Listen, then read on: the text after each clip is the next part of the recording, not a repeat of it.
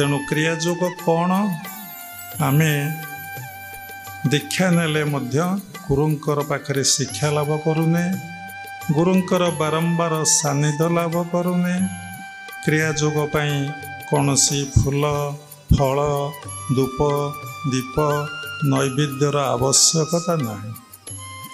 क्रिया जोग अभ्यास कले कौनसी देवादेवी आवश्यकता नहीं। क्रिया जोग अभ्यास कले आपणकर कौनसी इष्ट परिवर्तन करिवार आवश्यकता नहीं। क्रिया जोगरे दीक्षारे कौनसी इष्ट कथा कह जाए नहीं। एबे जो क्रिया जोग दीक्षा दिया जाउची सेतेरे परंपरा अनुजाई केते गुड़िए मनगढ़ा कथा केते गुड़िए कथा समस्त आचार्य माने बा गुरु माने ता भीतर एंट्री करई देइचंती। ता अवश्य भूल नुहे ता अवश्य ठीक किंतु मूल क्रिया जोग ठारू टिके कौन होची ता दूरे जाउची। तो जमती बाबाजी महाराज कहले लाहिड़ कहले ता पर ठारू धीरे धीरे धीरे धीरे टिके टिके टिके टिके अलगा केते गुड़िए टेक्निक आड कर दिया जाइछि ता ठीक किंतु भूल नुहे किंतु ताकू वर्तमान टाइम रे लोक माने आ प्रैक्टिस करिया को आ समय नाही। समस्ते चाहूचंती केमती शॉर्टकट रे आमे टेक्निक शिखिबो एवं प्रैक्टिस करिवो आमर देह सुस्थ रहिबो मन सुस्थ रहिबो एवं आत्मोपलब्धि कथा खूब कम साधक आओ साधिका चिंता करंती। क्रिया जोग परंपरा रे कौन सी इष्टर कथा कहुई नहीं। आपण जो फास्ट क्रिया अभ्यास करेंगे जो माने हायर क्रिया अभ्यास करेंगे सेकेंड क्रिया थर्ड क्रिया फोर्थ क्रिया फिफ्थ क्रिया सिक्स्थ क्रिया तापर स्टेज से इष्ट कथा आदौ उठे ना। किए तुमर इष्ट आदौ उठे ना। कि गुरु कि भगवान कि जगन्नाथ कि राम कि कृष्ण कहारी कथा उठे ना। केवल परमात्मा परम ब्रह्म का कथा उठे जे सबुर मूल सबुरी भितरे से राम को भितरे से कृष्ण को भितरे से समस्त देवादेवी भितरे प्रत्येक मनुष्य भितरे प्रत्येक जड़ और चेतना भितरे कौन हुए से परमात्मा परम ब्रह्म परिपूर्ण ही अच्छी। परमात्मा परम ब्रह्म को जानिमा बहुत कष्ट बहुत सहज। कहापाई गोटे निर्दिष्ट कथा शास्त्र रे उल्लेख ना कहीं ना समस्तंगर संस्कार केबे समान समान नुहे। किए केते जन्म धरी साधना करी आसीची किए अल्प जन्म धरी साधना करिछि किए एबे क्रिया जोगरे साधना अभ्यास करुचे समस्त पाई समान रिजल्ट कौन मिलिबो समान रिजल्ट मिलिबो ना। किंतु क्रिया जोगरे स्वतंत्र नियम अच्छी अति गुरुमुखी कौन सी शास्त्र रे उल्लेख करा जाई नहीं एवं संपूर्ण भाव में गुरुगत प्राण हेले गुरु मुख हेले गुरुंक निकटरे समर्पण करदेले जीवन रे गोटे बासना रहिले आपण से समस्त कौशल को धीरे धीरे से परमात्मा परम ब्रह्म कृपा करी आपण को प्रदान करेंगे।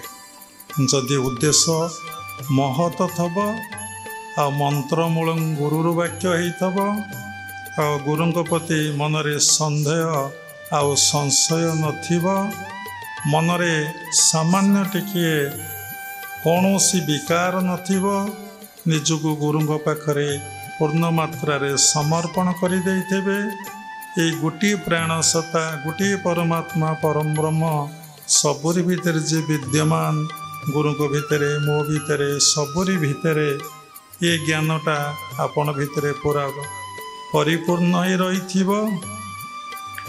ताहले आपण साधनारे आगे आगे चलिए। गोटे बड़ कथा आपण जेते अभ्यास करंतु किंतु आपण प्रकृति कबल रे कबलित होउछंती। प्रकृति आपण को नचौछंती। सेते लगी महापुरुष लिखिछंती प्रकृति 25 कले हेले नाश फिटी जीव अंधकार कबाट गुरु आज्ञा खट ओ चाट जेबे पढ़ी बुटी अपड़ा पाठ। तेणु ये हूँ अपड़ा पाठ।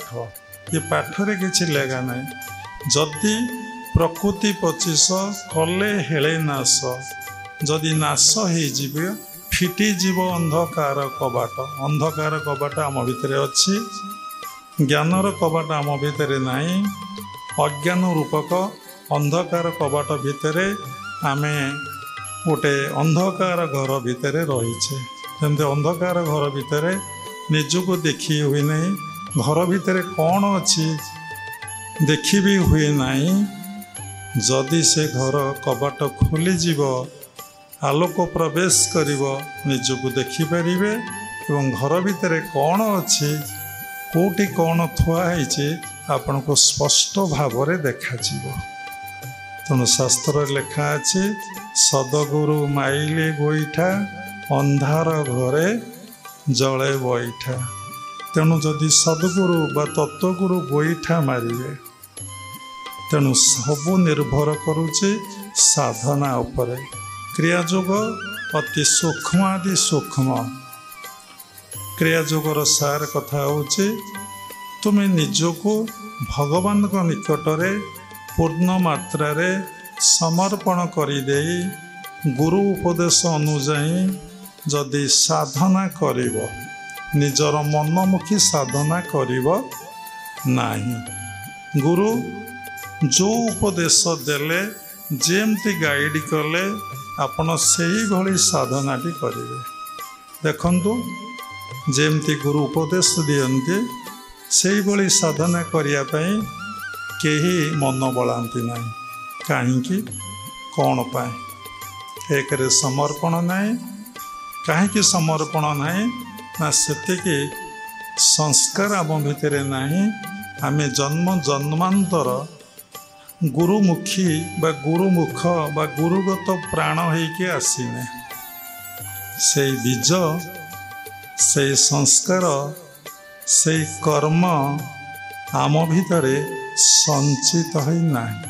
जहाँ भितर अच्छी से गुरु को बहुत भल पाइब एवं से गुरुगत प्राण हो एवं गुरु जो उपदेश देवे ताको से आनंद रे सादर रे ग्रहण करी चलेब।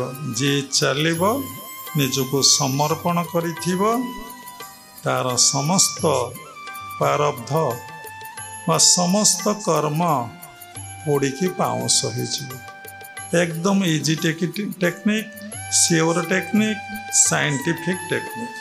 देखंतु केमिति ना गुरु कहिले आपण सात्विक पोशाक पिंधिबे। आपण भीतर जदि संस्कार अच्छी एवं जन्म जन्मांतर से ड्रेस पिंधिके आसीचंती आपण कौन करेंगे टिके सन्देह और संशय हम ना। जदि आपण पिंधिके आसी ना से संस्कार आपण भितर नहीं। आपण जो गुरुदेव उपदेश देले आपण से कर्म से टाइप बीज आपण भितर नहीं। जा फल कौन हम ना आपण अग्राह करदे। गुरु कहले सीधा बसवे जदि जन्म जन्मांतर आपण सीधा बसिके आसीचंती आपण से कथा को एते शीघ्र ग्रहण करिनेबे रिसीव करिनेबे एवं टिके संदेह और संशय आसीबनी। गुरु कहिचंती आपण सबु बेले साधना रे रहिबे। B awareness always. सचेतनता और चेतना। देखंतु सचेतनता नहीं। आमे आसुचे एसी लागिचे कबाटा को मेला कर दौचे। बाबा ये बसई बाबा कहते कबाटा को बंद कर दियंतु। जार सचेतनता नहीं तार चेतना आसब ना। ଯାହାର ସ୍ଥୂଳଟା ଠିକ୍ ହେଇନାହିଁ ତାର ସୂକ୍ଷ୍ମଟା କେମିତି ଠିକ୍ ହେବ। ଯେ ସ୍ଥୂଳଟାକୁ ଠିକ୍ କରିଥବ ସେ ସୂକ୍ଷ୍ମଟାକୁ ଠିକ୍ କରିନେବ।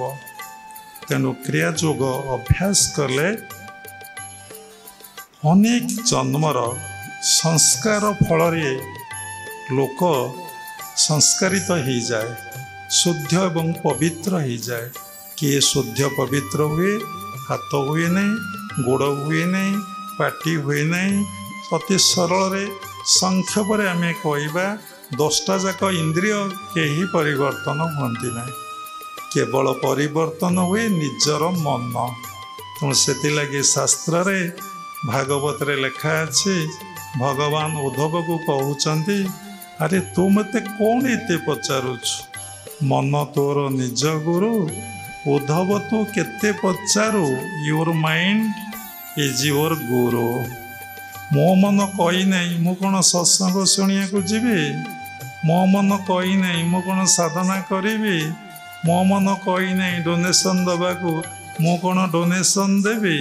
ଦେଖନ୍ତୁ, ସବୁରି ମୂଳରେ ସେଇ ମନଟା ସବୁ ହିଁ କରୁଛି ଏବଂ କରାଉଛି।